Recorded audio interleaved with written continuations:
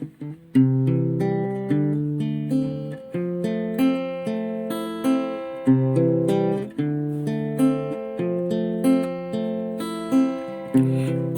not your trust in princes, nor in the Son of Man,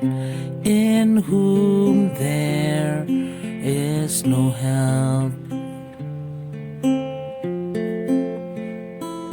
Happy is he that